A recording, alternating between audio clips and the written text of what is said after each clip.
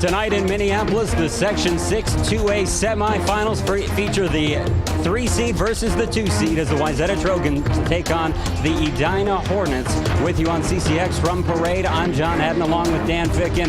And Dan, great matchups in the semifinals. One already won by Blake. They've solidified their spot in the championship game. This matchup looks to be a dandy as well because the last time they met, overtime, with Wayzata falling 4-3 to the Edina Hornets. Well, you know, but you look at the stats, these teams are so even. Shots on goal, total goals, power play, penalty kill. I mean, they're all within hundreds of a digit of one another. These teams are so evenly matched, it's scary. Both of them are 5-1 in the last 6 games. Wayzata's lost, the Edina Hornets. Edina's lost, the Blake Bears. We're waiting for them now in the championship game, the winner of this game. So this ought to be a heck of a game. It's tough to beat anybody 3 times during the course of the season. Wayzata caught up real quick in that last game, took the Hornets into overtime. So I'm expecting a real barn burner tonight. We've got some key players to look out for in this one. There's some really talented skaters on the ice tonight. A lot of college commits. One of those is Osseo for the Wayzata Trojans, coming off a hat trick, the only player with a hat trick in the quarterfinal round of this tournament. And she was stellar when we saw her a couple of weeks ago. She's continued that top-level play into this postseason. Well, senior. She's had a great career, Wayzata, but I'll tell you what, in the sections where you need to step up as a senior, she really stood up the other night. And we could tell that last game we did, John, she was starting to come, starting to put it all together. And if you can funnel something through one of your seniors, boy, the rest of the team's going to follow. So I expect her to be a stellar star tonight, and she's going to put the puck in the net. There are plenty of great seniors on the Hornets side, but we focus on a freshman tonight because of what the defense did for their offense in the quarterfinals. They scored 4 goals total, 3 of them from defenders, including a goal and an assist from Vivian Jungles. Oh my. I'll tell you what, you get scoring from your backliners, life is very good because you don't expect it. You know what else? It makes them backliners a lot more excited and heavy to play. She really stepped up. She's had a good season. She's got around 30 points. Has done a real good job this year. She's already committed to the University of Minnesota, so you know there's a little something there. So she's going to be fun to watch tonight. Mobile defense person, if I'm watching her tonight. We've got 13 college commits in this game, so there's plenty of talent on the ice. Stick around, they're going to drop the puck shortly. It's the 3 versus the 2 seed as the Trojans take on the Hornets here in the Section 6 2A semifinals on CCX. CCX Media is the first place you go for local news and sports. But did you know you can sign up for those stories to go straight to your inbox on our website? Simply go to ccxmedia.org. Click on the subscribe button, and from there choose which notifications you want to receive. Then we'll send your favorite CCX Media news, sports, and city events straight to your inbox. Sign up now at ccxmedia.org.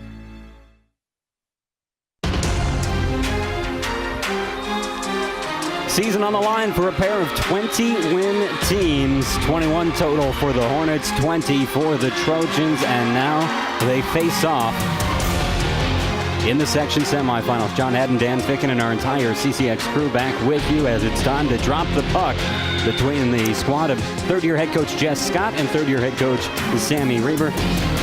They put these two in net.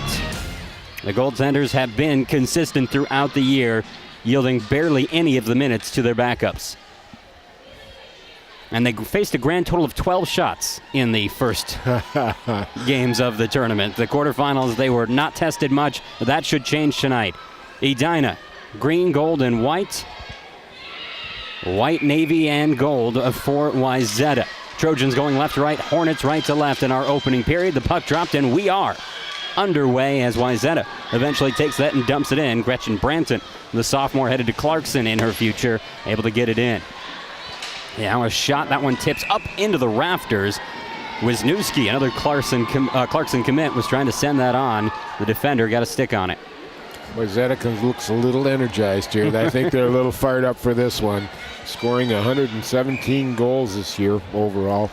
They can put the puck on the net. Edina, 119 goals. So. That's 4.7 and 4.8 per game, respectively, as this one squirts on towards the goaltender and able to cover up once again is Ellie Strittmatter. the small things are going to determine this game, Jen. Winning faceoffs, staying out of the box, winning the one-on-one battles. Another shot on, kind of a sneaky shot from Alexa Osseo, player we featured earlier. So far, Wayzata controlling the puck in the offensive zone. Forecheck failed them there, so they couldn't keep it, and we go the other direction. Hornets' Hannah Chorsky brings it in. Now it's left back. Osseo takes it away. Passed off and dumped ahead to allow the change. Gretchen Branton sending it into the zone. Hornets get there. A little struggle to hold it. Evelyn Adams now sends it forward. Taken away in their own zone and back out to neutral. Now pass intercepted and trying to skate and getting around the defender. Edina takes the shot at point blank range, and Cece Bolby couldn't beat Stephanie Garvis. Very scary. That is one person, Edina's leading scorer, you do not want in all alone in your goalie, but Steph Jarvis stepped up to the plate there and made a good save. Kept him off the board. Bolby, one of the 3 captains for the Hornets. She's a senior going to Dartmouth, and look at her. Just a misplay by the Trojans defender and a really important save for Garvis early on. I love her stats. 25 goals, 25 assists. Boy, I like that. She's balanced. She plays on both special teams units as well. She's out there a lot. Puck played by the Trojans in their own zone. Casey Johnson trying to hand it back. Able to do so. This is Sammy Hackley, the freshman, sending it around the near side board to neutral ice where Vivian Jungles tries to push it back in, but we get an offsides call. Excuse me, this one left play. Face-off coming out at neutral ice. There's a look at head coach Sammy Reber, a Edina grad from 2011, went to Harvard, then coached for 1 season as an assistant with UMD. This is her 3rd year with the Hornets, and I think you all know what she did her first 2, but let's go over it. 28 wins each season, culminating with a championship. They are looking for their 3rd straight championship in the state of hockey. That's not a bad way to start. My gosh. Well, only 21 wins this year. It's been a slow year for them, apparently. There's only 5 left possible, so they're not going to hit that 28 mark again. But they've also got a lot of tough competition ahead, including tonight. There's no way the Hornets can look past Wayzata this evening. Puck won back by the Trojans, sent to the far side boards. Hackley trying to hold it in. She'll send it to the corner. Battle there. Annie Keel trying to move it forward. And now Keel passes it down to the near side for Lucy Bolby. Heads towards the middle, sends it softly towards the net, and it's tipped away by Garvis. Lucy Bolby, the junior. Cece, we talked about, the senior. There are 4 sets of sisters on this Hornets team. That's just one of them. Puck played behind the net by Lily Hendrickson, twin sister of Gwen Hendrickson. Puck played down to the near side board and left back behind. Edina's gotten a couple of shots on, but most of the pressure has come from Wayzata in our opening minutes. Hornets coming back. Olivia Swain. Swain lost it on her way in. Now it's picked up by Wisniewski. She'll dump and go off. Everyone else chasing after it. Mallory Uline. D-to-D pass to hand it back to Evelyn Adams. Now it's sent forward and carries all the way to the opposite end. I'm really surprised so far, John, how well these girls are playing the body. There's been a few nice pinch-offs, some nice good body work without being body checks. Signs of a good team. Again, we're going to look at the little things tonight that are going to make the difference here. Puck played out towards the far side. Tipped around, and there was some contact from a player on the bench, it looks like. So the faceoff will come right in front of Wayzata's bench. There's Jess Scott, formerly Jess Christensen, now in her 3rd season. And so these 2 late conference foes, the coaches, came in at the same time. And she's done a tremendous job, too. Hasn't won a state championship yet, but has revitalized this program. They have been hurting for a couple of years. She came in, she's really turned this program around. If she were to get the victory tonight, it would be the 50th of her career in her 3rd season. Puck scooped up by the Trojans. Osseo dumps it into the zone. Giving chase hard is Branton. Branton to the far corner. Gets some help from Sophie Urban, but it's taken away by the Hornets. They send a pass forward for Tella Jungles. The University of Minnesota commit chases it behind the net. Now Jungles to the far side boards. Knocked off the puck. Collected. Centering pass Ooh, they had it intended there for Hannah Chorsky, but it didn't get to her. Now push-up ice the other way. Gretchen Branton trying to skate it down. Couldn't do it against the Hornets. And Edina's back on the attack with Cece Bulby breaking the blue line. Handed off to Chorsky in the corner. Regathered by the Trojans. Passes a little long for both teams here. And this one goes as an icing, as watching it go by is Ellie Strittmatter. Go ahead. I like the way they're trying to stretch the ice. I mean, they're getting it across and out as quickly as they possibly can. No one's really getting a sustained offensive pressure at all in the attack zone. They're kind of feeling each other out. Once they start putting it together, look out, because these teams are both skating really hard right now. Now, Dan, you're the former coach. They just switched off the puck, even though it didn't leave play. They still had a puck and decided to give it to the scorer's table and get a new one. This isn't baseball where the pitcher can just ask for a new one all the time. You have any idea why they would trade out from what we would assume is a good puck? Well, if they're seeing it bounce a lot, it's probably a warm puck. Now, okay. They've got pucks on the side. They're in buckets of ice. Mm-hmm. Colder the puck, the better it sticks to the ice, and that probably was what was going on here. I guess I was surprised that you might have a warm puck so early in the game, but yeah, that does make a lot of sense. 12:40 to go here in the first period. Maybe someone pulled off the scores table.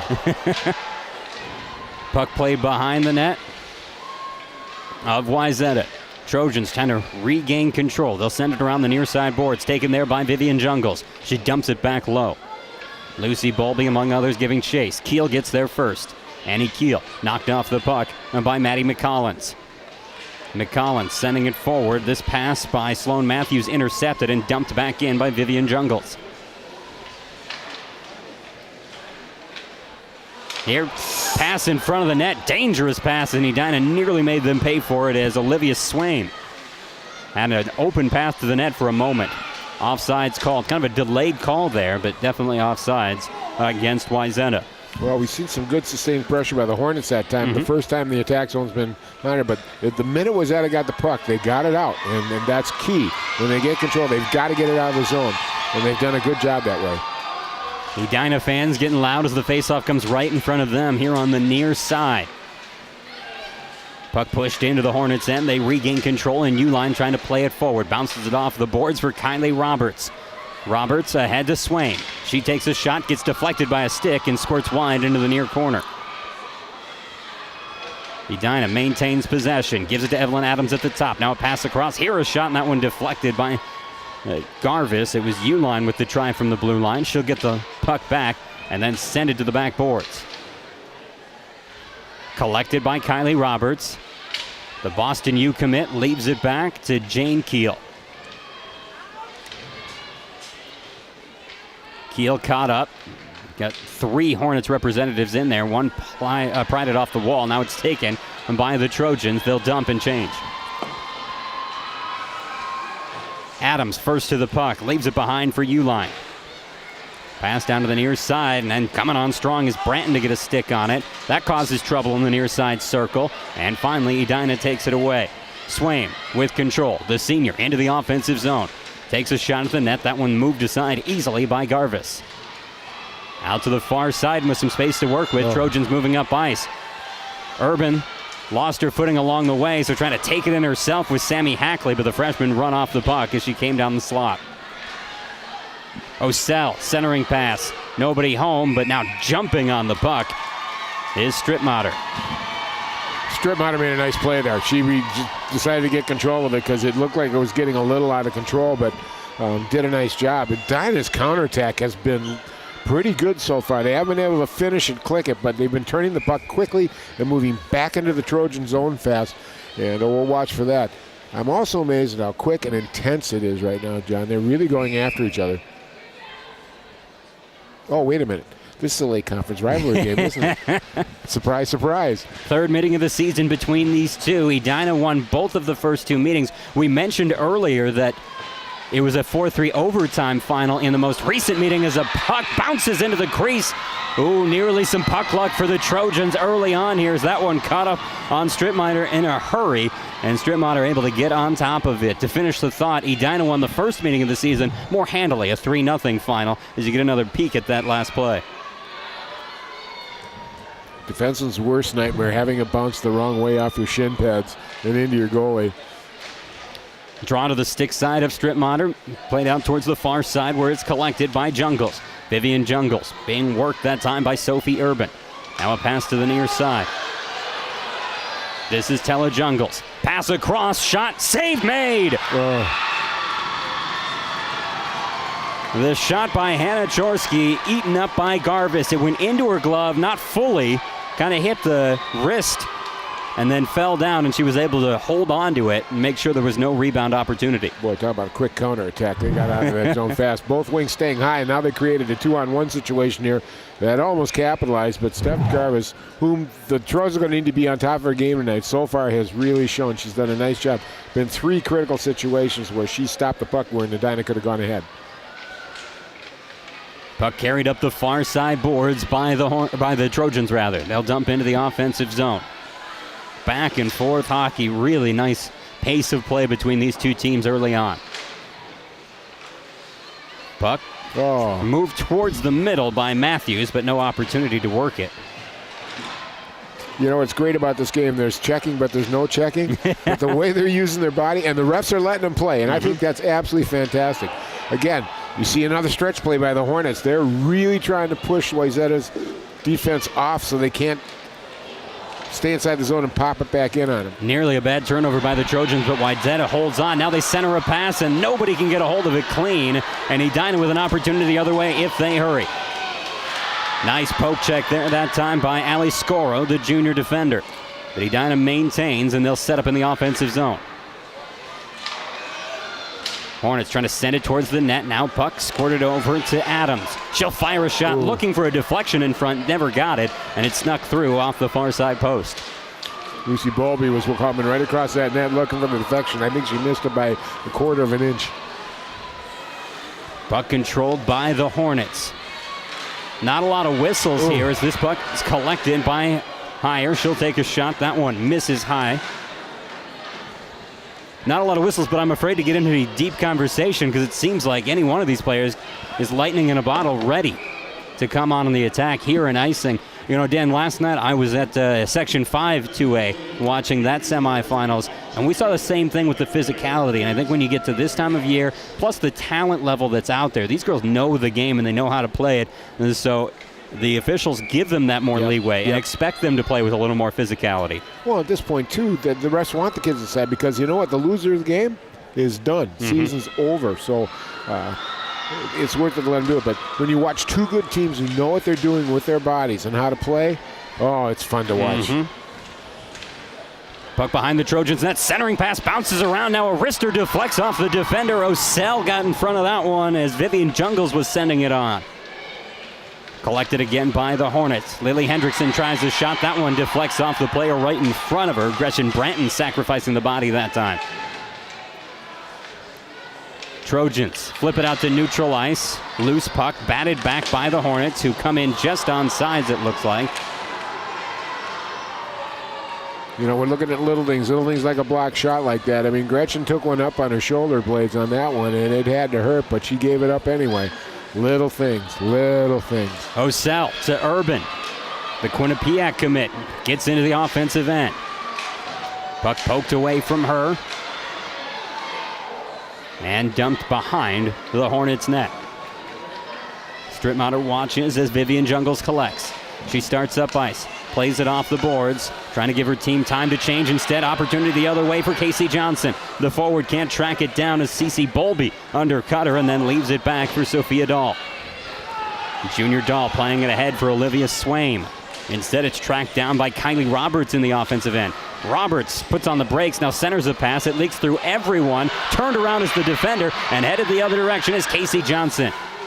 A lot of green and white around her, but she centers a pass looking for a lucky bounce. It doesn't come. She's trying to put that off Haley Maxwell in front of the net.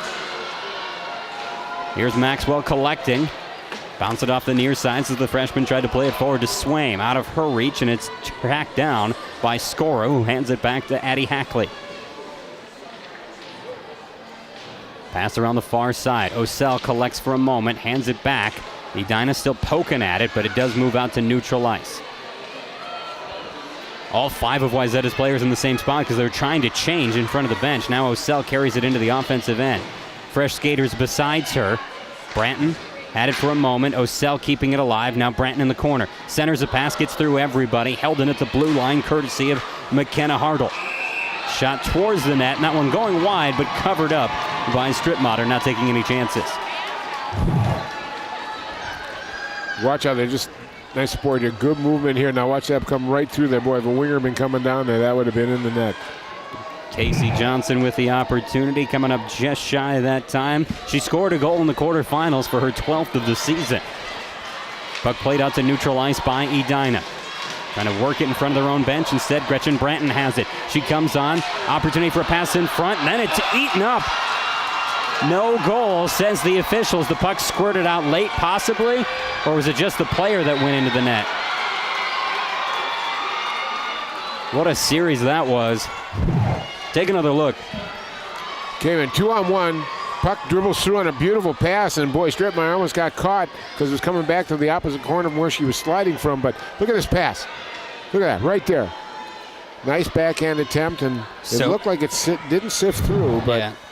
Boy, I'll tell you what, it's war in front of that net. Bodies are getting knocked down. Sophie Urban was the recipient of that Branton pass. By the way, hats off to Mallory Uline, who laid down on the play, trying to cut down that passing lane. Puck out to the far side, boards in neutral. Intercepted by the Hornets. Skating in with speed is Lucy Bowlby. Takes the shot, save made, rebound punched out of there.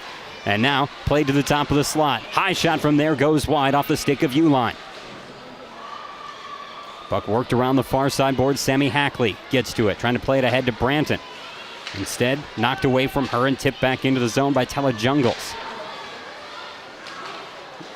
Out to neutral.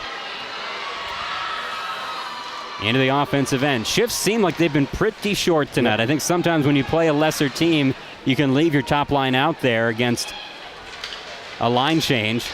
But these two teams are deep enough with talent. It's going to be tough to double shift. Yeah, I like the way both these teams do. They're putting the puck in open space and skating to it. They're leading their forwards out with the both teams, especially Edina. Edina's doing it very, very well. Puck pushed behind the net. Hornets looking for a centering pass. Instead of wraparound, save made, then a rebound touch goes wide, and it's collected by the Trojans. Osseo feeds it forward. Breaking the blue line is Anna Laugen.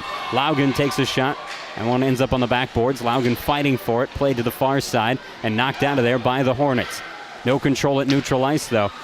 Man, Edina has gotten into the passing lanes really well here in the opening period. They take it into the offensive end. Looking for a centering pass. Instead, it's carried behind the net the whole way and left back for no one. 4 minutes to go in a scoreless first period. Puck collected cleanly by Hannah Chorsky. Chorsky skates the middle, hands it back, wide open down the slot, moves, goal! Cece Bowlby. I thought she was going to take the quick shot, but she dangled that for a moment and then moves to the glove side to finish. Well, that's why Cece Bowlby's the leading scorer for the Hornets. Boy, what a beautiful, patient move. What a nice setup by Chorsky. Now, that wasn't a drop pass. That was a drop pass. Man, that was slick. Look at that. Just drops it right there, and Bowlby comes in and just makes a hesitation move to the left and comes back to the right and just buries it. What a beauty. Bowlby held scoreless in the quarterfinals, but the team's leading goal scorer with her 26th of the season now. Yeah, she's a little happy, isn't she? Yeah, she knew that was kind of a fun goal. Puck brought in offsides right off of the face-off by Wayzata. So face-off will move outside of the Edina zone. In their first meeting this year, Bowlby had 2 goals that 2 out of 3 goals that Edina got. So, you know, they really got to shut down her.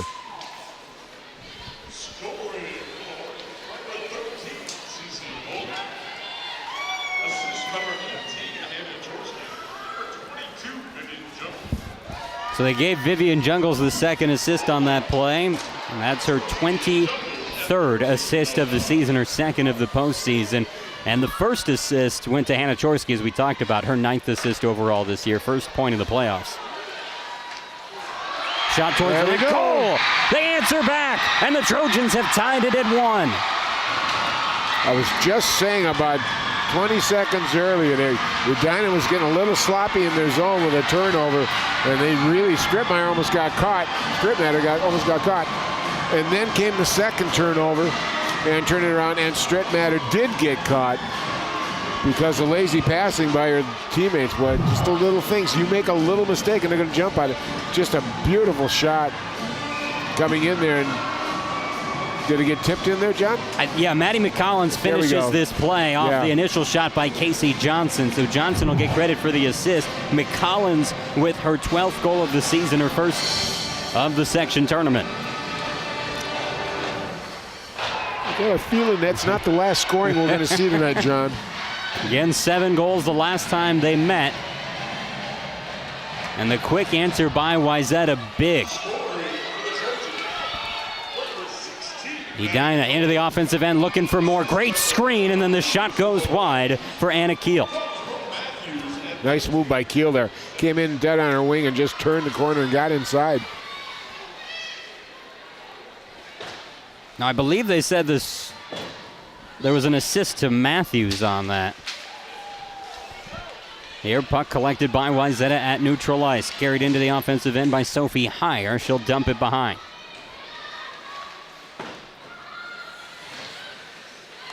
Held in at the blue line. Shot towards the net goes wide. Picked up off the half wall and carried into the circle. Shot gets deflected back and sent behind the net.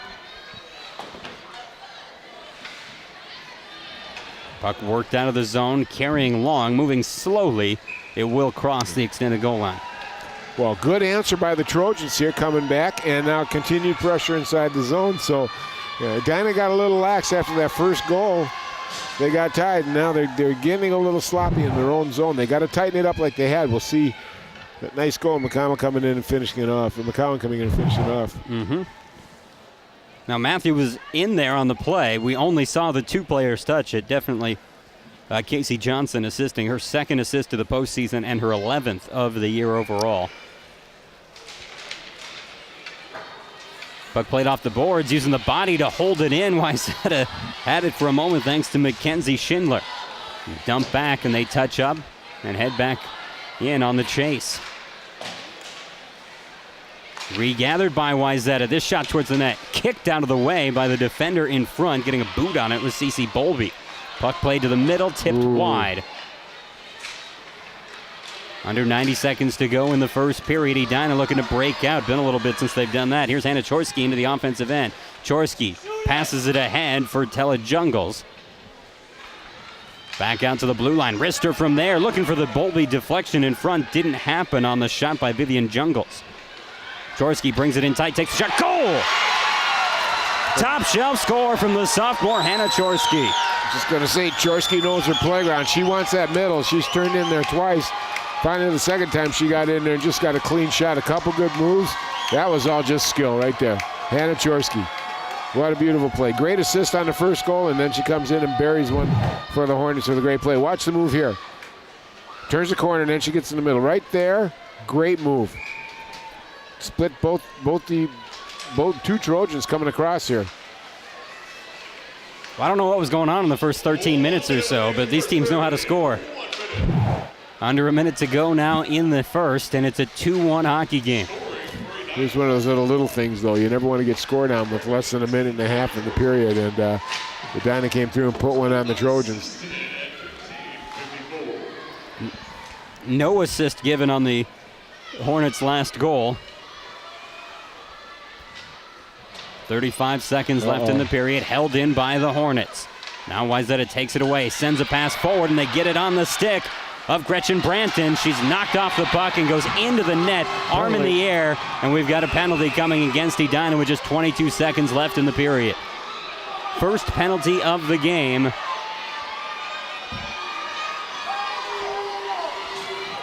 Well, Uline's going into that trip. You can just see her take the sticks, take the legs right out from under. Good play, though. I mean, really, that wasn't a bad penalty, John. I mean, Brandon was coming into the net. She was going to get in front, and it was frankly, I think it was a good play. I haven't seen a lot of trips where you use your face in the backside of the offensive player, but she did knock her down. That's one of those little things. I think she was trying to use the stick to poke it away, but that's where it ended. Puck left out to the far side. Wayzata working with limited time on the power play, but they'll get the rest of it after the period break if they don't score in a hurry. Down to 3 seconds left. Puck squeezed against the wall, and we're done with the first. It got electric near the end of the period. 2-1 the advantage for the Edina Hornets.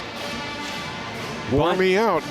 Great first period. Oh my gosh, that was fun. Yeah, we got 2 more. You rest up. The players are going to rest up. We're going to come back, though, shortly and bring you our first intermission report. The Trojans, again, will have the power play for 1:38 when we start the second. They trail to the Hornets 2-1 here on CCX.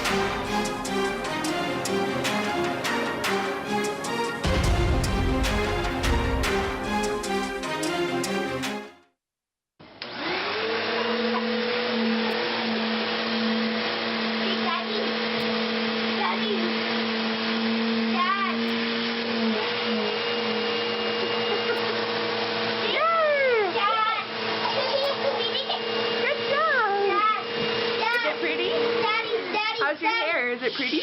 Daddy. It's pretty.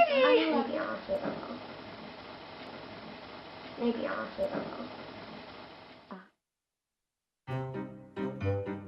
You think getting dumped by text is harsh? Try getting dumped by a tennis ball.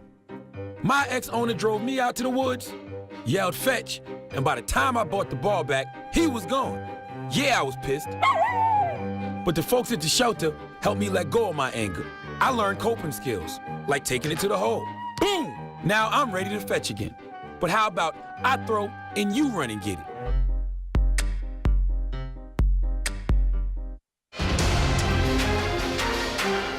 Our entertainment here at Parade provided by the Wayzata High School Band. John Head, Dan Ficken back with you. 1 period in the books, 2 to play, and it was a fun finish to the first.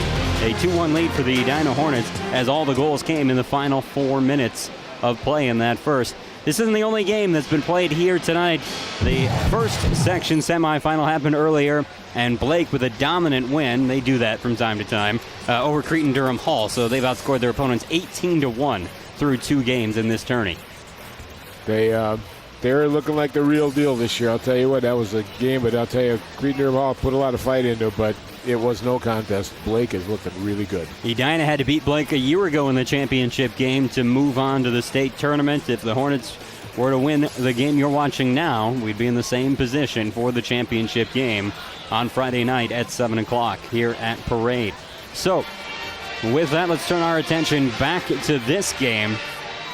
And it wasn't a slow start from the standpoint of action, but it was a slow start in terms of scoring. It took a while for them. They got the flow going. They just couldn't get down there and finish. That was the only thing that was lacking on it. But eventually you could see that it was happening. Both teams counterattacking. All goals coming off turnovers or quick counterattack. We'll see those goals in a little bit. Right now, we'll pause. The highlights are right around the corner here on CCX.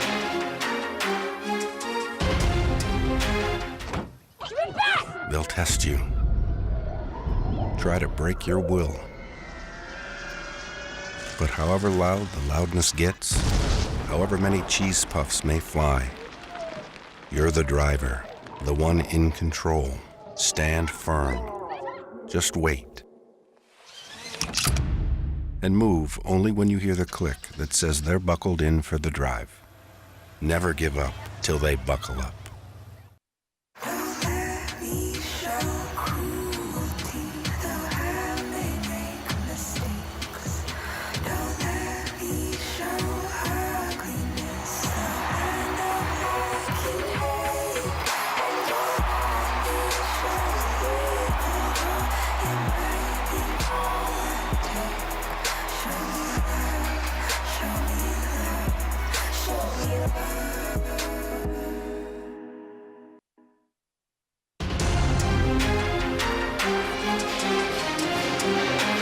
Hornets up 2-1 over the Trojans after 1. In the first intermission, fans just watching the ice be resurfaced by the Zamboni. We're going to watch some highlights. Time to take a look at how the scoring got done. And as we talked about a moment ago, it didn't happen right away. There were some opportunities early that didn't work out. Here, nice save by Garvis, who got tested plenty early on, but was shut down over and over again. It seemed a little bit more like puck luck for the Trojans, some of the things that went on net for them. None of those went, though. It wasn't until the teams really focused on their shots that things started to actually happen. You see here the backhanded try. That might have been one of the best chances all night because no one knew where the puck was afterwards. But Strittmatter was sitting on it. Here's the leave behind and the goal of the night so far. It got us started. It might be the best we see all evening, but I wouldn't bet on that necessarily with the talent we have. The answer back came less than a minute later. So the first score by C.C. Bolby. Wayzata answers courtesy of Maddie McCollins. And then Edina again. At about the 1 minute mark remaining, gets the score with 1:06 left, courtesy of Hannah Chorsky. Edina favored in shots on goal and scoring chances. Not a surprise to me. It did feel a little bit heavy towards Edina in terms of opportunities, even though we went back and forth, Dan. Yeah, it was. They just put a few more on net, but I thought, they were finishing off a little bit earlier, getting some good, and really testing Garvis. But Garvis really stepped up and, kept. They could have had 2 more goals by the Hornets without Garvis making the plays. Good news for the Trojans is they are 38% on the power play this season, and Wayzata will bring that unit out for 1:38 to start the second period. That's when we come back. Again, the score here in the first intermission, 2-1 in favor of the Edina Hornets.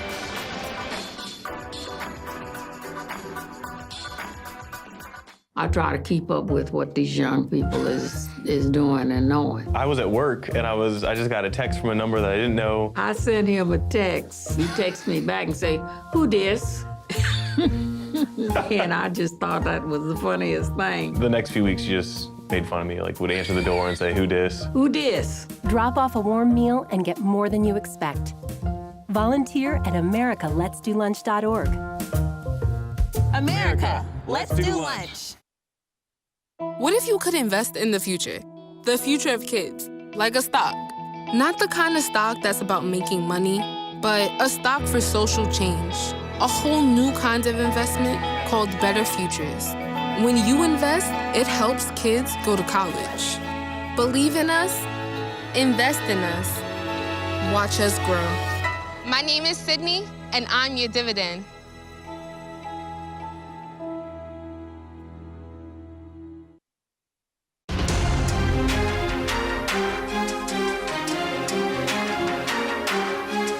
A look there at the last 2 goal scorers of the first period. Trojans tied it up at 1, thanks to the work of Maddie McCollins on the right. Then the answer back from Hannah Chorsky on the left. 2-1 our score as we start the second. As we talked about during the intermission, 1:38 left on not just a dangerous power play for the Trojans, but got to be one of the best in the entire state at 38%. I don't know of any coach that would love to have that number. So, the Trojans, and Dan, you mentioned this to me, they've even been moving that up as the season has ended. During their recent winning stretch, their power play has been phenomenal. Yeah, they've pretty much in every game gotten at least 1 or 2 power play goals. The funny thing we were talking in between periods too is be careful because both these teams have scored shorthanded goals. So don't get too confident in your play or make sure you're doing the right things. Sophie Urban comes across the line and dumps it in as the Trojans try to set it up. Now the Trojans have won 6 of their last 7. They have a power play goal, at least 1, in all of those except for 2. Here's shots on, and just a flurry in front of the net, nothing there. And the puck regathered by the Trojans. A little trouble with the passes. They collect cleanly, and it's handed off to Hackley. She takes a shot that goes wide. This one nearly left the zone, but a nifty snag near the end. Now a shot towards, looking for the deflection was Wisniewski, didn't get it. Yeah, it looks like a solid power play. They just keep firing it. They're holding it in at the blue line. Finally a clear with just 23 seconds left. So in the 2 games they don't have a power play goal in their last 7, a total of 2 opportunities on the power play. They're 9 of 16 in their last 7 games. That's 56%. That's a terrible statistic. Oh, my gosh. Something's clicking. But, you know, this is the right time to have that power play hot, though, now. You're coming into sections. You want to run in. The bad news here is it didn't work out. Wayzata looking for another tripping call as their player was knocked down to the ice. Skaters look uncomfortable on the fresh sheet almost. We've seen some slips here. Puck out to the blue line. Rister from there goes off a skate, never made it as Schindler was trying to send it in. Now picked up by Haley Maxwell. Her feet forward just out of the reach of the intended target, icing against the Hornets.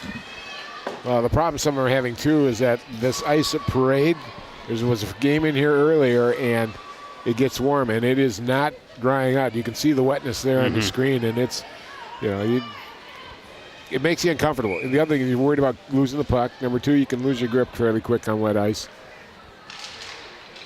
Puck played into the far side corner. Edina will play behind their own net. Sending it forward. They were trying to feed Kylie Roberts. Instead, it's out to neutral ice. Little trouble there for Sammy Hackley. Now she tries to hand it off to Maddie McCollins. Instead, it's poked out and collected by the Hornets. Edina in on offense. Shot goes into a skate. Regathered in a second attempt. That doesn't go either. Olivia Swaim with 2 tries at it. And the senior couldn't put it past the defender and then couldn't get it past Stephanie Garvis. D-to-D passes Wayzata, given some space. They'll send a puck forward to Johnson. Casey Johnson breaks the blue line across to Osseo. Osseo settles the down shot and a save made. Plus the defender came in. Looked like she got a pester in at the end. Just changed the angle on Osseo's shot there, and it went wide. What a beautiful setup, though. What a quick, you know, again, these two teams are counterattacking so well. They're spreading the ice. They're not letting the opposing team pinch at all on their blue lines. Edina does get it into the offensive zone. Not the way they were hoping, but they do carry, and now it's taken away. And Wayzata flinging it forward. Spinning puck makes its way down ice. Wayzata holds the zone just barely, courtesy of Chloe Fallon. Hornets send it up the near sideboards. Kylie Roberts gets it through neutral ice. That one going to the other end. Icing call against Edina. I wonder how many games Edina's had this many icings, but you see the beautiful setup with 2-on-1, but the defenseman number 6 for Edina. I believe that was Dahl. Was it Dahl? I think it was 5. Okay. Got a nice, just a slight deflection. Doesn't take much, but kept it off the net. Puck worked off the boards. And Edina's back at it. Cece Bowlby has some help, sends it across, shot, goal! What a feed and finish for the Hornets. Tella Jungles with the goal, and Edina extends their lead. Well, Cece Bowlby, thank you very much. What a nice play. Again, stretch the ice, got to pass the pinching D. Here's Bowlby, watch this pass. Bang, right on the stick, right on the edge of the crease. Garvis had no chance at that at all. Bowlby sets it up just beautifully. Oh, that's pretty. That's really 3 pretty goals by the Hornets. I'll tell you, they've just been impressed. They were dominating at the beginning of second period here, and they just turned one into a goal.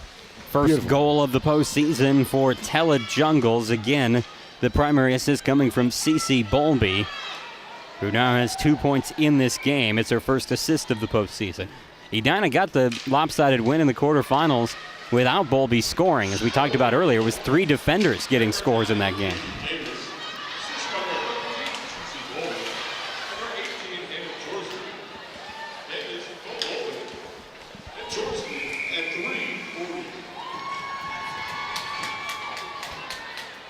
Clock stops with 12:56 remaining.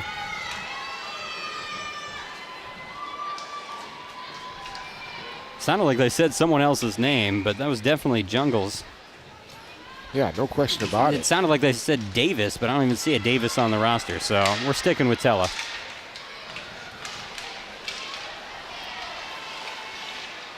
Oh, was it 9 instead of 19? Yeah, it was Kate Davis, I bet, yeah. Oh, there she is, Davis. We got a defense person hurt right now. She's trying to get off the ice as Wayzata starting to turn it into the attack, but they got somebody out there. All right. Puck brought in tight on Strittmatter. She's able to maintain. Sloan Matthews with the rush, I believe. We can look at the nice play there again, but that pass just right there. There's a 1 in front of that. That's 19. All right, John, good call. That away. Don't listen to the official score. We got TV. This is a magic. I love it. I'm glad we have it. I am too. 12:20 to go in the second period. 3-1 our score. Puck played behind the net. Edina trying to break out. They mishandle the puck. Nearly an opportunity for Wayzata, but the Trojans couldn't pick it clean on the forecheck. That's that wet ice again, and it's causing some problems. Boy, it just stuck a little bit there. It caused problems for both of them. Edina unable to pass cleanly and unable to get it were the Trojans after the missed pass. Here comes the Trojans into the offensive zone with Chloe Fallon. Fallon tries a centering pass that deflects off an Edina skate. Getting in the way was Lily Hendrickson. Puck up the near side, carried cleanly by Anna Keel. Keel with some speed breaks the blue line up the far side, then leaves it behind as she goes off on a change. Olivia Swaim gives chase. She has it. Tries to play it out towards the blue line. Instead has her pocket picked by Sammy Hackley. Into the offensive end for the freshman Hackley. Ends up in the corner. Puck knocked away by Lily Hendrickson. Bounced it off the boards. This is Swaim. Out through neutral ice. Davis getting it there, and then an offsides called. Boy, just stretching again. Just up and down hockey, back and forth. I feel like I'm in a tennis match. My head's going back and forth so much. Ooh, CCX Sports Play of the Week. You know, you and I were at the last Play of the Week winner. We were. Yes, we were. Senior Day for Wayzata. That's right. It went to Laugen. Best play of the week. It was certainly fun to be there for Senior Day. A big win for the Trojans. Part of this strong stretch to finish the year. Here's shot from outside the zone. Moved aside easily by Garvis.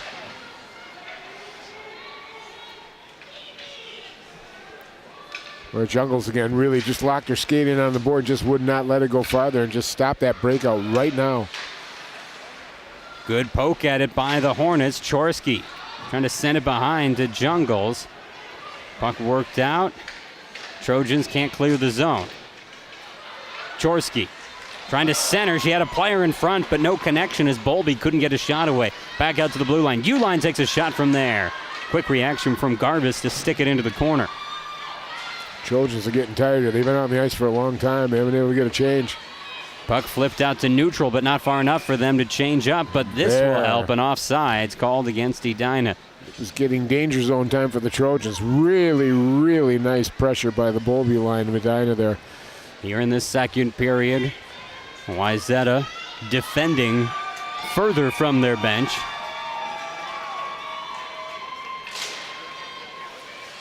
Off the draw, carried in quickly by the Hornets. Quick shot, and that one moved aside. Trying to collect the rebound with Swaim. Off the miss by Katie Davis. Davis again. Leaves it to the middle. Shot, and just moved aside. Might have gotten a piece of it with her blocker, did Garvis. All right, Davis is all over the place, and I said I couldn't find her on the roster. Seeing as how the junior's headed to Harvard next year, maybe I should have her look at it for me. She could help. Player goes down hard for the Hornets.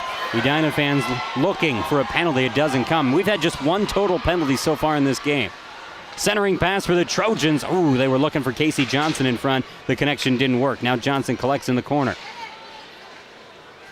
Johnson looking for some help. Behind the cage. Work down to a knee, and she'll hand it off to Osseo. Quick wrister and a pan save made on the kick by Strittmatter. Well, if anybody want to get the puck in their hands, it's Osseo right now. She's had the hot hand now through the last part of the season in the sections here. But she's got a nice shot. Yeah, it wasn't just the 3 goals in the last game. Osseo has been consistent throughout the year. Right now, the Trojans being outshot by 5 as we do get a penalty, and this one goes against Edina.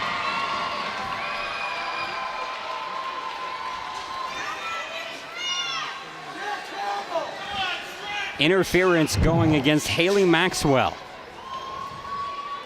Go back to this action behind the net. Well, after that last performance for the power play by Wayzata, the way they shot, oh yeah, that's definitely interference. Pulled her back a little bit. Sure, but I can certainly see why Edina was upset with the no call against Stephanie Garvis early. And the fans on Edina's side are still screaming about Garvis's trip. Or is it not really a trip because it wasn't called? Here, puck carried through the neutral. Never happened. Trojans on their second try with the power play. This time they get 2 minutes uninterrupted unless they interrupt it themselves with a goal. Puck played out to neutral ice, bounces hard off the stick of Wisniewski. She retreats on it and collects cleanly. Wisniewski trying to feed it forward. It's tipped into the offensive zone, right on the tender, and covering up is Strittmatter. Well, they got to get settled down in the offensive zone, and Edina's moved their penalty kill out a little bit more to be more aggressive, so they're really putting pressure on the Trojans. They're not getting time to take a look and move the pass to the open person. They're really forcing it to be played quickly. Face-off one, top of the slot shot, deflected back by the defender right in front of there. Olivia Swaim getting in the way. Puck fired right back out, and the clear leaves just a minute 10 on the power play for Wayzata. We've talked about Wayzata's power play. The penalty kill on the other side just shy of 86% for the Hornets. They don't let many in. Wayzata leaves it to the half wall. Out to the blue line. Good puck handling. Shot from the top of the circle. Stopped by a defender in front. Gets stuck on her. Then saved by the Trojans down to the near side. Casey Johnson skating with it. One of her teammates without a stick. Now another block by a defender as Vivian Jungle's got her stick in the way. Puck played behind the net. 35 seconds left on the power play. Trojans with Johnson. Leaves it to the front. Quick save there from Strittmatter. She kicked her leg out. Trojans, Osseo. Gives to Hackley. Hackley back to Osseo. Tries the shot. The defender got in the way. And now we get a whistle. We get a slash. Slashing call coming against Edina. Another penalty. Uline guilty this time.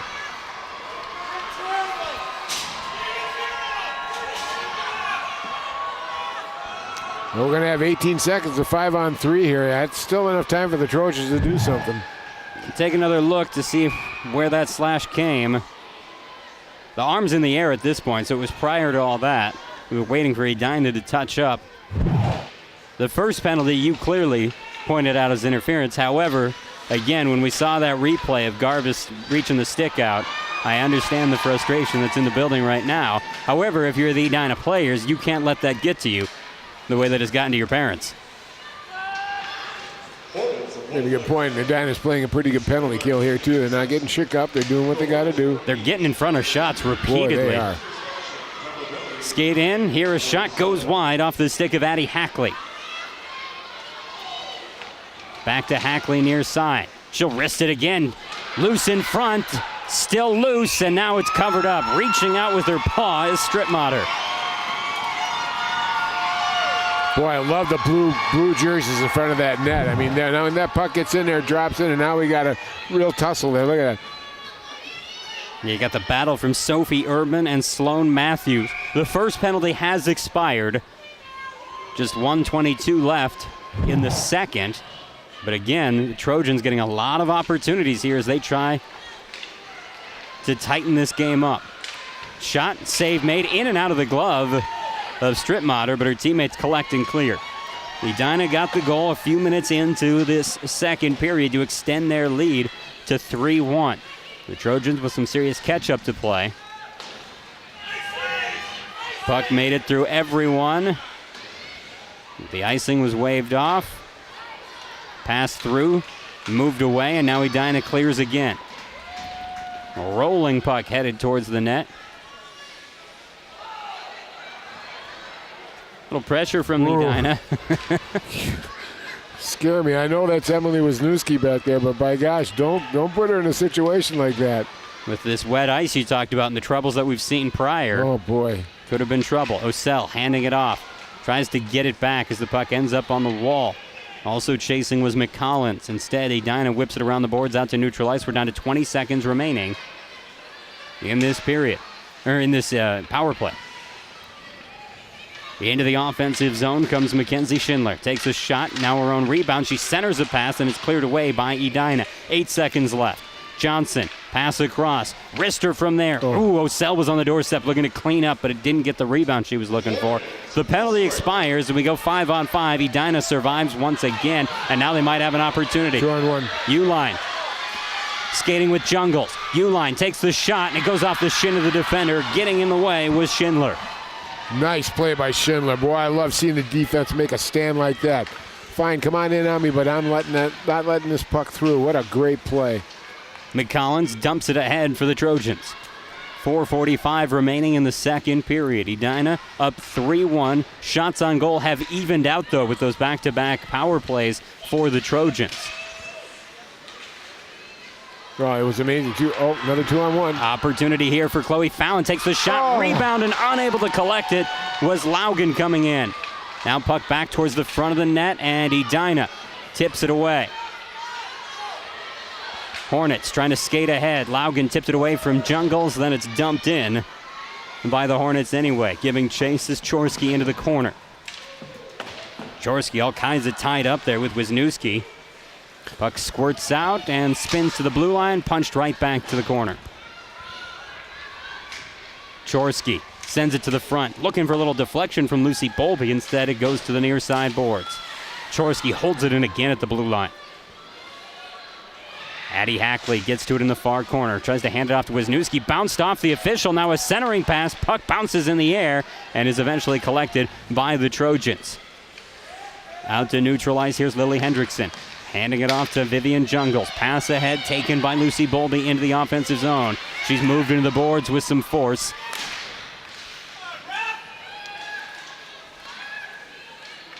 And the puck pushed to the back wall.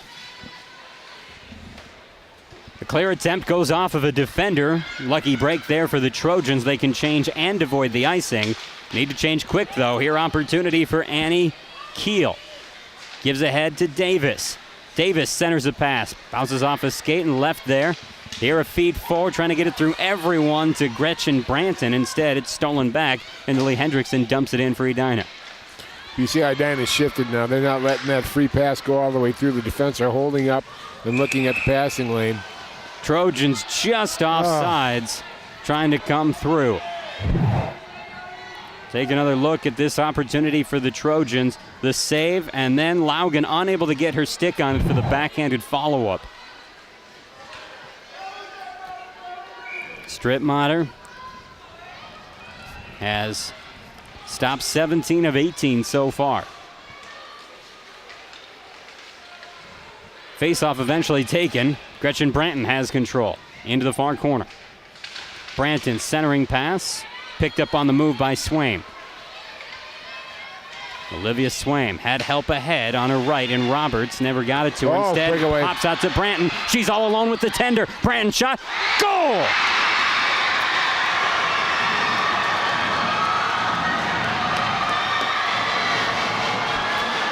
Branton, the leading scorer in the Trojans, 21st goal of the year, and that was a big one. Boy, they needed that one. You know, they pressed pretty much throughout this whole period, but the only team that scored at that point was Edina, and another beautiful play by Bolby. Look at this play. She comes in, she gets her head up, she knows exactly where she's going. She top shelved it on the left-hand side and made it a one-goal game. She popped that thing right in the corner. Her second of the postseason. And she has tightened us to a one-goal game. We've seen breaks like that both ways, and we were waiting for someone to capitalize. That was the best look all night, and Branton didn't waste it. Edina trying to answer back, centering pass. Trojans get in front of it. Trying to get it ahead to Johnson if they can. Johnson to Matthews.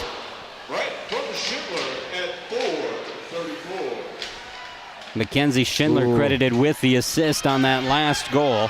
For Schindler, that's her 7th helper of the season. First point of the playoffs. Trojans with Casey Johnson in control. She'll skate towards the far corner. Bumped off the puck. Player lost a stick along the way. Dinah, Chorsky.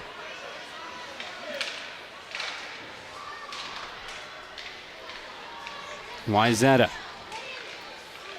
looking for a centering pass. Now it sits on the doorstep, collecting and never getting a shot away with Sophie Urban. I thought she was going to have a point-blank look.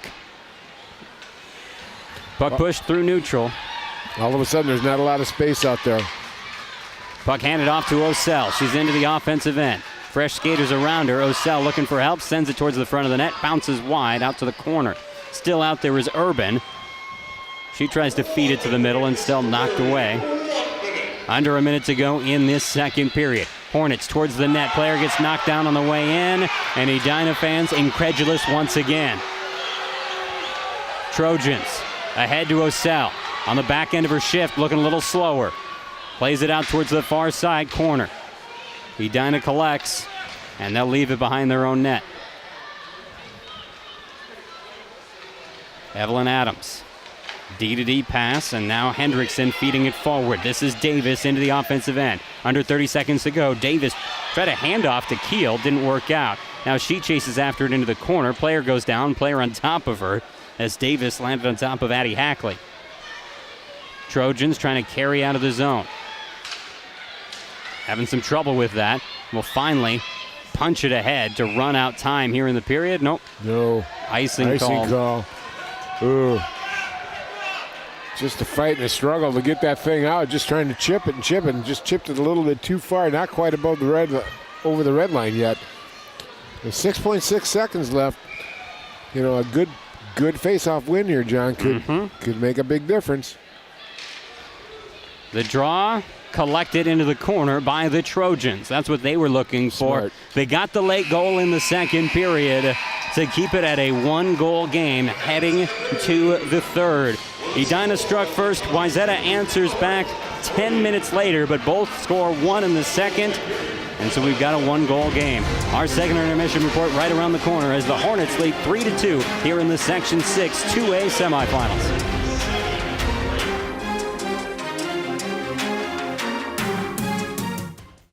CCX Media is the first place you go for local news and sports. But did you know you can sign up for those stories to go straight to your inbox on our website? Simply go to ccxmedia.org. Click on the subscribe button, and from there choose which notifications you want to receive.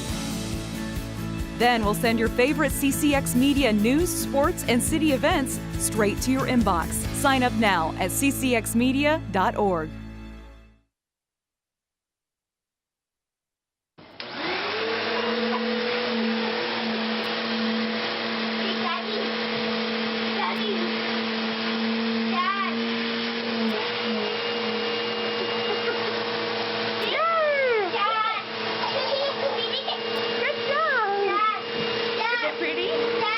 How's your hair? Is it pretty? Daddy. It's pretty. Maybe honestly, I don't know.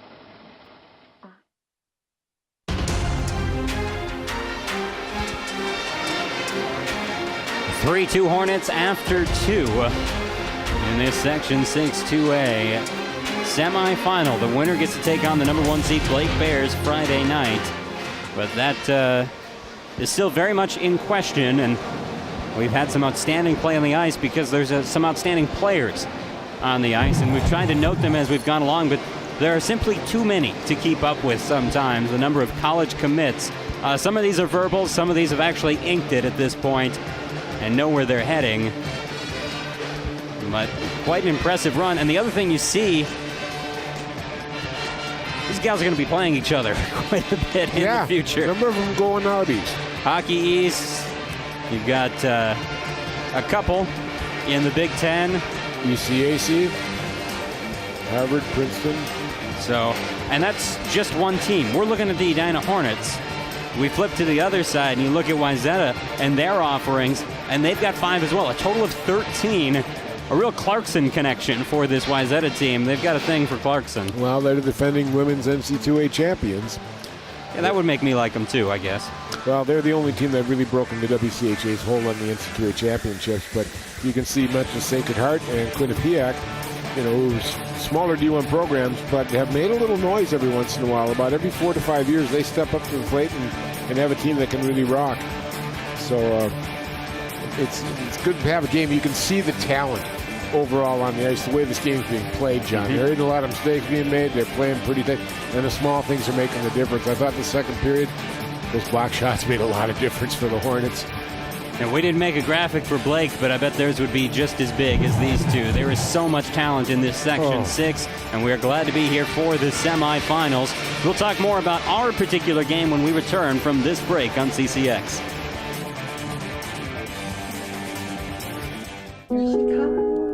I, Krista, take you, Jamie, to be my wife.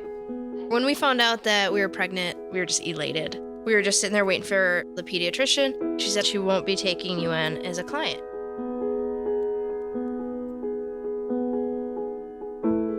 We are a lesbian couple, but she's just a baby. She's the one you're denying the service to.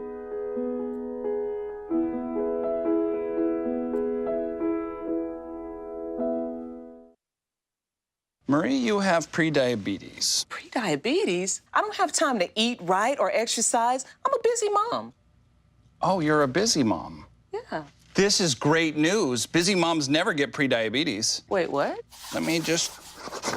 Yeah, this is all the people at risk for prediabetes, and way over here, busy moms. No?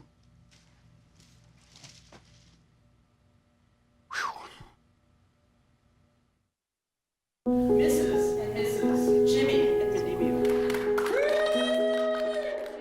I came from 5 generations of teachers.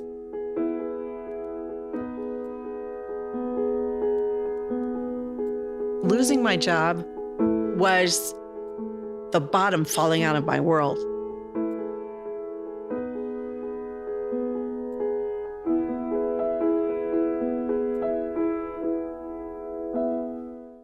John Adden, Dan Ficken back with you here in the second intermission. We've had some high-flying action on the ice, and it has been a delight to watch. Just 2 total goals in that second period, but plenty of plays, and Wayzata with a lot of opportunities courtesy of multiple penalties called against the Edina Hornets. Let's look at what we had in that second period. Highlights. Wayzata opportunities, what was the name of the game, and they were just putting that puck to the front of the net and trying over and over again. Edina had some breaks, but were mostly covered up. Same story here. Nicely done by Strittmatter. And Edina makes it happen with a goal for Telejungles. This was part of the long power play stretch, and then when we went back to even strength, good bounce, good pass, and a feed ahead that set up Branton for a beauty of a goal, and she finished against Strittmatter. So shots on goal have tipped in favor of Wayzata, scoring chances as well, Dan, and a lot of that has to do with what we saw because of the penalties that were called. Yeah, power plays made all the difference in the world. And what's even more striking, too, is how many times do we see the Hornets block the shot? You know, so they kept much off there. So, again, it's the little things that are making the difference to maintain that 1-goal lead. No one cares how many shots you got on goal. They don't care.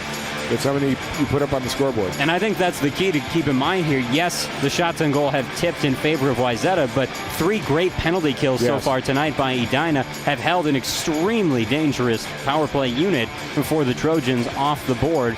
And any one of those goes, and we're at a tie game. Instead, Edina's got the advantage, and they'll take that advantage until the Zamboni is done, and we get started with the third period, and we see what happens from there. We'll step aside and come back with the start of the third next on CCX.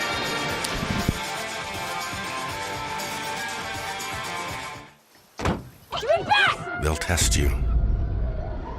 Try to break your will. But however loud the loudness gets, however many cheese puffs may fly, you're the driver, the one in control. Stand firm. Just wait. And move only when you hear the click that says they're buckled in for the drive. Never give up till they buckle up.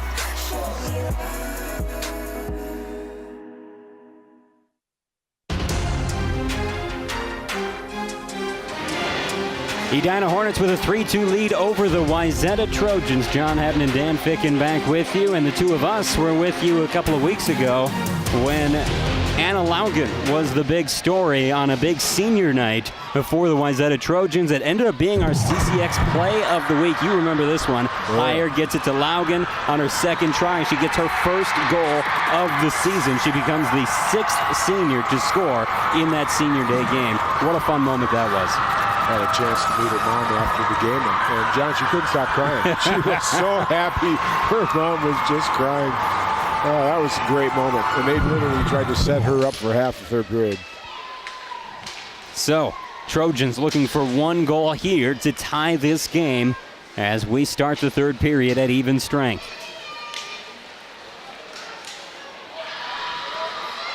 Puck brought into the corner. Fought back. Now left to the top. Shot. That one didn't go. Maybe some wet ice again here, you think, Dan? That's that wet ice without a shadow of a doubt. It just stuck. She tried to slide it in for the shot, and it just slipped off her stick because it stuck. Puck forced out of the zone and slowly moving its way down ice. Icing called off. Here's Emily Wisniewski. With some force, feeds it all the way up ice. It is tipped and ends up wide of the goal on the Edina end. Puck played up the near side.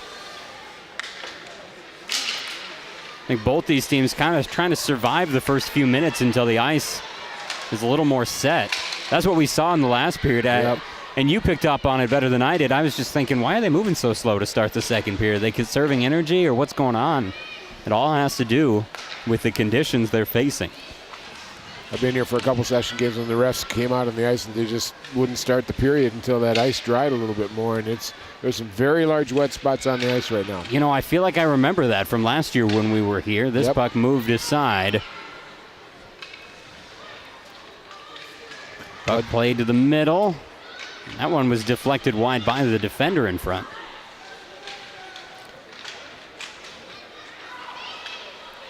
Casey Johnson with control for the Trojans. Winds up and blasts this one on goal from outside the blue line. Edina collects it. Fresh skaters out there for Wayzata.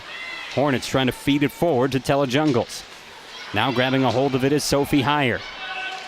She gets into the offensive end, hands it off far side. Shot from the wide angle, and that one goes wide for Anna Laugen.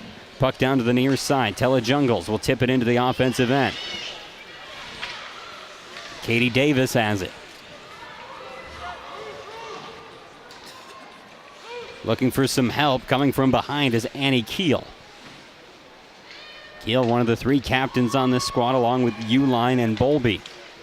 Puck fed forward and misses everyone. An icing call against the Trojans. The only way it was going to go through is that pass had to be lofted real high, and it got bouncy, and skipped over sticks and got an icing. Edina's doing a good job here, though, John, in this period. Just kind of, they had the last goal scored on them. They're getting some time in the offensive zone. They need to get a few shots on Garbus right now just to see how sharp she is. She didn't see that many real tough tests in the second as compared to the first period.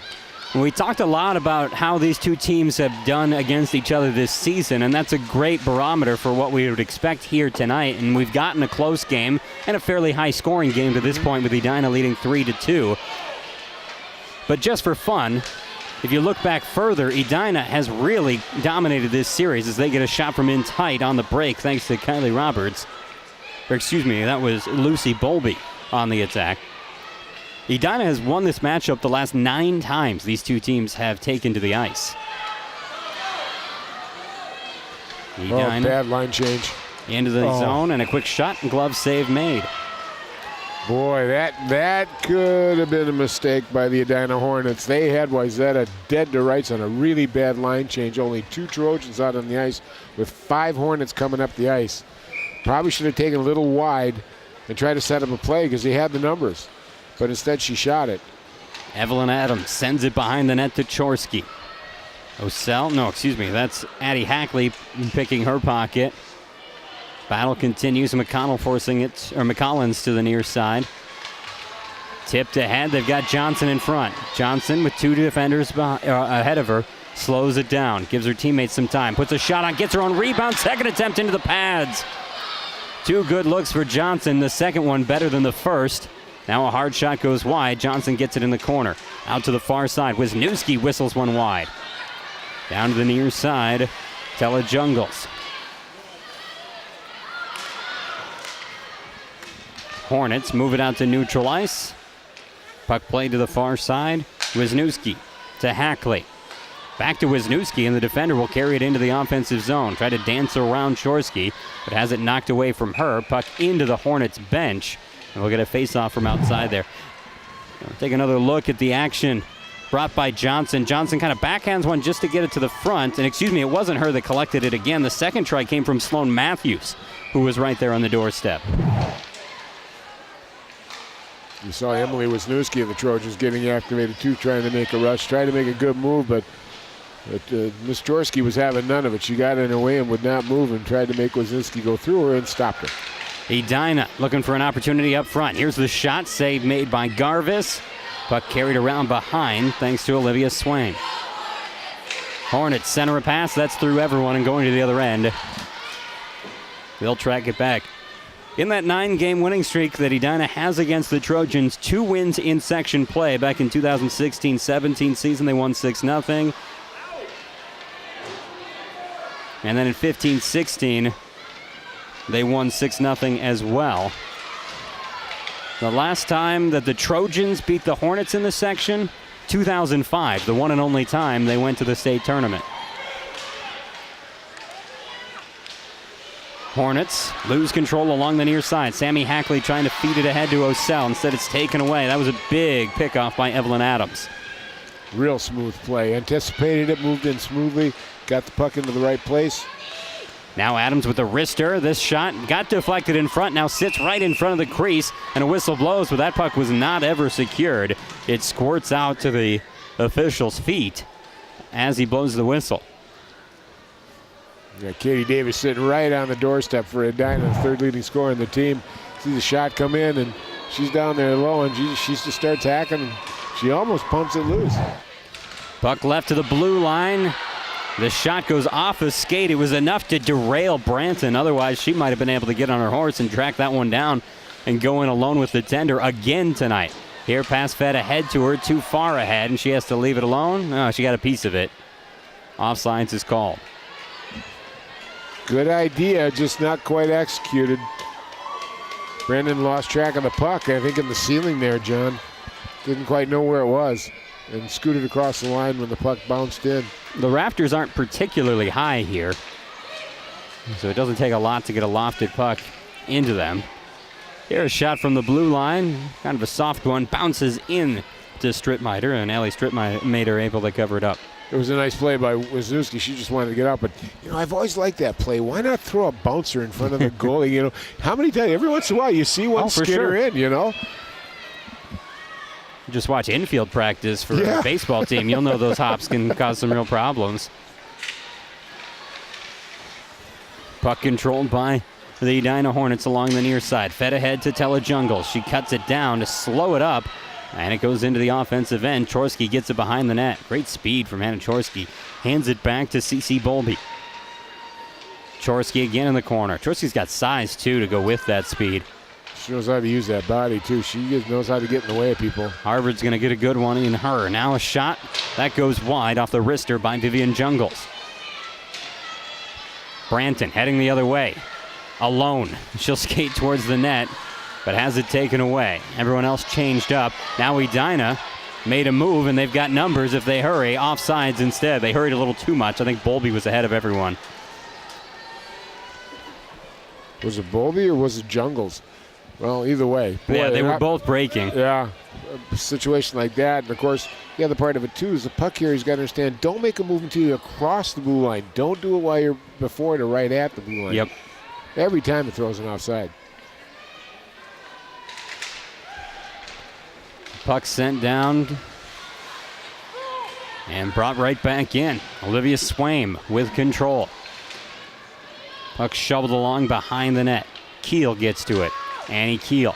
Backhanded try. That goes wide into the corner. Puck left back to the blue line. This one tipped away as Jungles was trying to feed it ahead, and it ends up near the scorer's table. Boy, I tell you, Wayzata got a beautiful face-off win that last time and just threw the puck out and gave it away. Big turnover, and Edina, didn't capitalize on it, but at least they were starting to make some moves in the offensive zone. You can't do that. Not in a one-goal game. Little things, no turnovers. We mentioned the Hornets have won the state championship 2 years running as they take it towards the net and unable to get a shot on. Trojans take control, and that touch-up will lead to the penalty in the Edina fan section. Getting what they wanted, finally. First penalty called against Wayzata tonight. This one charged to Emily Wisniewski. She gets called for the hook. And that's a big call, John, because she's a big part of their penalty kill. You see the face-off come through here. Now watch 22 on the left side come through and just hooks up that stick. Yep, she got it around Tella Jungles. Good call. So all that time talking about Wayzata's power play. The Hornets, on the other hand, 27.5% as Branton looking for something shorthanded as she moves into the offensive zone. Edina coming back the other way, and Branton slow to get up.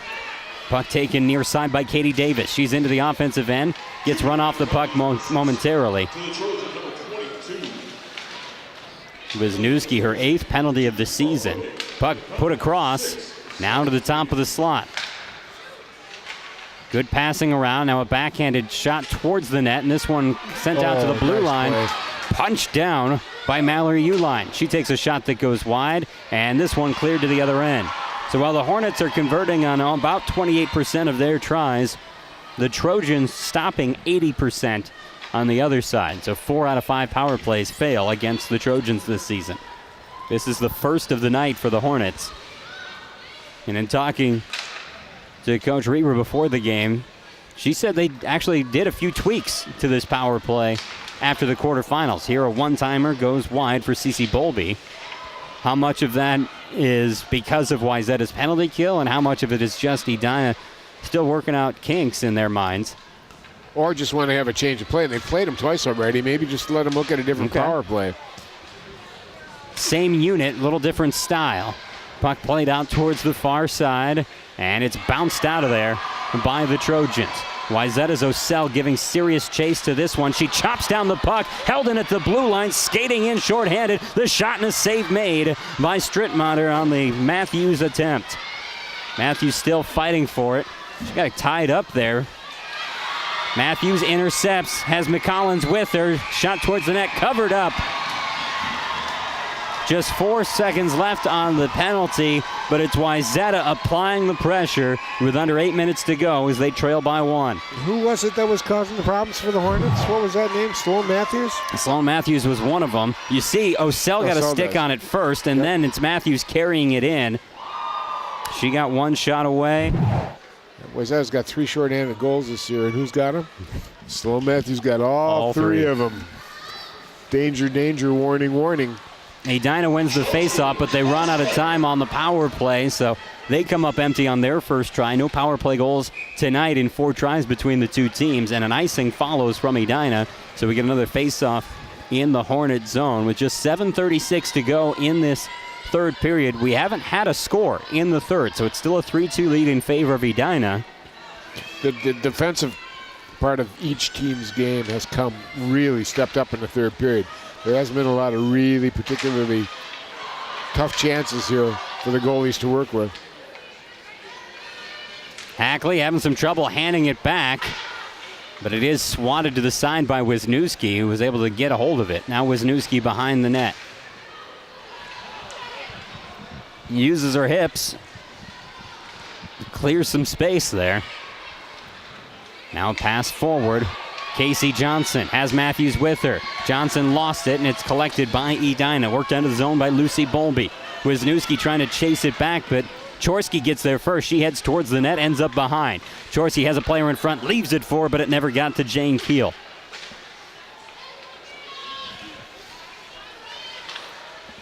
Feed forward, out of the reach of the intended target, so Wayzata turns it over. Edina back into the offensive end. Jane Keel's shot goes off the pads and kicked up into the glass. Worked out of the zone briefly by Sophie Urban, but she was under all kinds of duress, and it's flipped back in by Edina. Addie Hackley, long pass ahead, gets through everybody, and an icing is called. Well, now we're getting to the point of the game with 6.5 minutes left. If you're Wayzata, you're going to have to start activating people. You're down by a goal.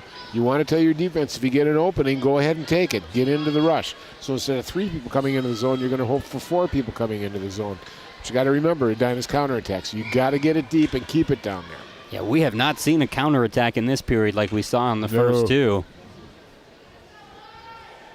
Again, the defensive end of the game's picked up, but now Wayzata's got to maybe abandon that a little bit, and they got to go for the score. Trojans coming on the attack here. They'll dump it into the zone. Osseo gives chase into the near side corner. She's the first one on the puck, doing battle with Adams. She gets some support. Osseo comes away with it, hands it back. Branton out to the blue line. Shot from there, gets deflected in front. Branton will collect it off the Schindler try. Branton leaves it back, but nobody home but Hornets. And Branton gets a hand on it to keep it alive. Here she gets it back, takes a shot into the defender, Adams. More Branton as she fights for control. Adams gets it instead and flips it off the glass out of the zone. Boy, Adams is a single-handed record crew for the Hornets there. Boy, she just took it down on that one side. It was like there were only 2 players on the ice. Yeah. Felt like an NBA game. Here. Puck worked out of the zone and grabbed by the Trojans at neutral ice. They'll flip it ahead. And icing is called against Wayzata. 5:27 remaining in the third period. A look at Coach Jess Scott pondering plans for the final minutes. Trying to get your lines arranged. You want to get your top line out there, or maybe augmenting your top line with another scorer on there. She's got to be thinking ahead now. Forecheck from the Hornets gives them the puck between the circles. They lose it for a moment, and it squirts out to neutral. Regathered by Vivian Jungles there. She hands it back, forced off the wall by Uline, and the Hornets tip it into the offensive zone. Dangerous puck in front of the net, and Wisniewski regathers. I don't know that Wisniewski has taken chances, but she has cleaned up a lot of dangerous plays by her teammates, or just in general. That one was in general because the Hornets created it. Don't be surprised here before she might just jump right into the play here and rock and roll. Puck worked out of the zone. Mackenzie Schindler slows it down. The senior looking for a passing lane, gets it off, and it's stolen away. Shot from neutral ice, stopped up by Garvis on the Annie Keel try. Feed ahead to Osseo. Osseo gets a stick on it. Edina's covered up Osseo pretty well tonight. Yeah. And we get a whistle and a stoppage in play. Offsides called against the Trojans with 4:25 remaining. She's got a couple of good shots off, but they, like you said, they've really shut her down. They've either had a wing high on her and a D concentrating on her. I don't see that the coach has shifted her defense, Edina's defense, to match Oseo's line, but they've done a good job on her. Edina intercepts the pass, tipped ahead by Tella Jungles. Right now, Jungles' goal, the difference in the game. She scored the third for the Hornets back in the second period. We have had no goal scoring in the third. Jungles behind the net. Hands it off to Chorsky. Chorsky out to the blue line. Adams winds up, her shot wide. Bounces out high into the circle, and it's collected on the move by Branton. Branton makes a move to get around a defender. Now she'll skate across the blue line. Puts the brakes on, takes a shot into the legs of Chorsky right in front of her, and Chorsky heads into the neutral zone. Boy, Chorsky's really been noticeable this period. She's done a lot of stuff, not only attack, but great defensive stuff. Delayed penalty, it looks like. Here's a shot backhander, and then it is cleared away by the Trojans, but that penalty is against the Trojans. Another hook against Wayzata, and that is devastating with just 3:29 as the Trojans trying to make the comeback late. Maddie McCollins, just her 5th penalty this season. She's called for the hook here late in the third. Boy, that's 3:29 left, 3.5 left. Boy, that's a big penalty. You were just getting into the part of the game where you think, when do they pull the goalie? Yeah. And instead, it's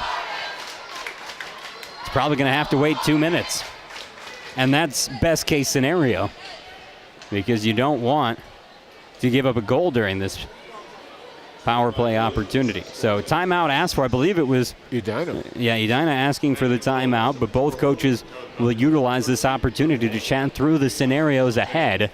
Shots on goal, 25-24. We're also separated by 1 goal on that scoreboard, 3-2. 3:29 to go in the third in the next 2 minutes. A power play for Edina. Get another look at the hooking that Maddie McCollins did. That was it? If that was all of it, wow, it wasn't much. Especially against somebody as strong as Hannah Chorsky, and that's who she pulled on. But, well, they get tough on sticks now. You can see Jess Scott here now. She's talking it over. This is going to be crucial because the goalie, once that penalty's over, that goalie's got to be aware right now, looking at that bench. Look at that bench for a chance to get off. Rebar, Coach Rebar of the Edina Hornets. Hey, let's score a goal. We got a power play. Nice, good close-up there of Stephanie Garvis, who needs to come up big. And Dan, did I hear are you going to be at the Section 5 championship? We will be on Friday night, yes. Friday night for that. While you're there, the Centennial goaltender has one of my favorite masks that I've seen all season. Oh, yeah? I think it's fantastic. Got to look at that. That's a pretty cool one by Garvis. I like that. All right, here we go. The last 3.5 here now. Edina can put it away. A dagger, if they can get a goal here, Wayzata, they can get this killed. They can still have an opportunity.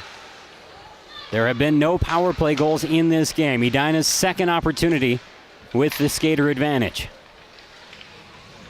Taking their time. Now a shot that whistles right in on the goaltender and able to hold on to it is Garvis on the hot shot from Vivian Jungles. She shot that with strength and into traffic, and it made it all the way on to Garvis. Oh, a little shot there by Edina. The little captain's kind of whacked her. Annie Keel, I believe. Off the draw, Edina wins it again. Davis hands it back. Now shot from the blue line. That one hits traffic, bouncing puck, goal! The initial blast came from Mallory Uline, but I believe Katie Davis cleaning up in the crease will get credit for the Hornets' 4th goal of the night. Well, Katie Davis, 23rd goal on the year. 3rd leading scorer in the Hornets. Nice job there, just patience. They got it on net. Garvis made the initial save. See the shot here, it gets through or hits a shin pad. Right, it might have been Keel was there as well, but the way Davis celebrated, I'm guessing that one's hers. Keel, it deflected off Keel. Yeah, and then Davis came in and cleaned it up. Yep. Scored for the Hornets. Number 9, Katie Davis. Assist by number 8, Mallory Hewlett.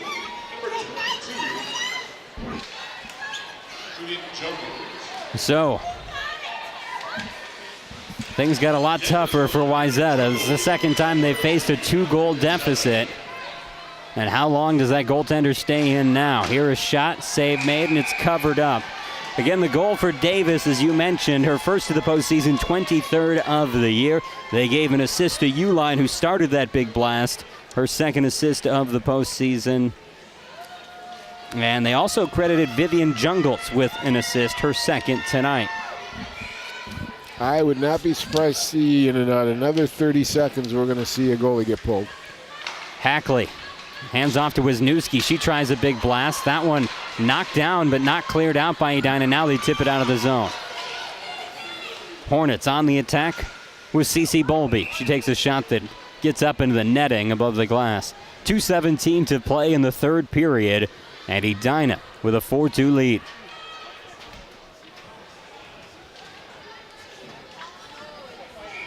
Key for a face-off winner for the Trojans. Edina takes that one. Adams sends it behind the net. Here's Chorsky with control. Sends it behind the net. Tessa Jungles to Chorsky. They're just trying to burn clock here. It's my cycling drill. It's just a good cycling drill. Why not? Trojans get a stick on it. They'll try to play it forward. Some trouble doing so, and it's gathered by the Hornets again. Feed forward to Bowlby. Takes a shot. Blocker save made. Now from behind her own net, Addie Hackley looking for a pass ahead. Instead, it's intercepted by Vivian Jungles. Katie Davis takes it. Tries to push it forward. Trojans, Wisniewski, feed forward. Edina gets it again, under 90 seconds to play. In through neutral ice, now it's grabbed by Sloan Matthews. Matthews skates into the offensive zone, and we have an empty net. Edina gets a hold of the puck in their own end. Annie Keel with control, plays it off the glass, up ahead to Olivia Swaim. No control for her, and it's brought back in by the Trojans. They'll push it forward to the back wall. 1:05 to play in the third period. Season on the line for the Trojans. They need 2 goals to tie. Puck left back out to the blue line. They can't hold the zone. This is Sammy Hackley carrying in. Hackley takes a shot. That one goes high and wide. Out to the far side, held in at the blue line. Schindler with a shot that goes off a defender in front. 40 seconds remaining in this game. Puck carried towards the net, then tipped out. Rolling puck towards the blue line. The blast there goes off a skate. Edina trying to punch it out of the zone, and they do just clear it. Everyone's going to have to touch up. Edina has it. Swaim with it. Swaim will just send it in. Doesn't try to force it, just burns that clock. Smart play there. Especially with a 2-goal lead. The empty netter's not going to do you that much. Yeah, well, here we go, the little things. Those block. How many blocks did Edina have in that last rush? 3, 4? Big things. Never let the puck get through to the goalie. Swaim again, dumping it into the end, and that should run off the remaining clock. Fans to their feet as Wayzata gets it to neutral, but no further. The Edina Hornets are going back to the section championship. The defending state champions still alive here in 2019. They pick up their 22nd win and end the Trojan season tonight. Edina. Next up, the number 1 seed Blake Bears here in Section 6 2A. Boy, if you get out and see that section final, that's going to be a Jim Dandy of a game between those 2 teams. Wayzata, you mentioned the 9-game streak, which is now a 10-game streak, but they battled, and we saw some of the scores over the past few years. They were 4-0, 7-0. Yeah. Not anymore. We had an overtime game. We had a 3-0 game. Now we had, a 2-goal game, but really it was a closer game than that. Yes. To be honest with you, John. And what a great effort by the Trojans. So they got nothing to, hang their heads low for. They played a pretty darn good game, and they had a shot at this thing. It does not go Wayzata's way. They finished 20-7 this season. And that cast of strong seniors we were adoring 2 weeks ago has their high school careers, and although, as we talked about, plenty of them moving on to college. The Edina Hornets moving on to the next round. Congratulations to the Hornets. A game well played, and you can see a lot of these kids know each other. They've been playing against each other for years and years, ever since they were kids. And once the game's over, they, you kind of hug and talk to each other and say, hey, nice game, and wish the Hornets luck going through now. And, state champions come out of this section quite a bit, John. And there's a 2-time defender right there. So sometimes we joke that the championship game in this section is the state championship game. That comes up Friday as the number 1 seed in this section. The Blake Bears take on the number 2 seed, the Edina Hornets. That'll do it for us. Thanks to all of you for tuning in. For our entire CCX crew, including my broadcast partner, Dan Ficken, I'm John Hedden saying so long from Parade in Minneapolis, where the Edina Hornets advance to the championship with a 4-2 win over Wayzata.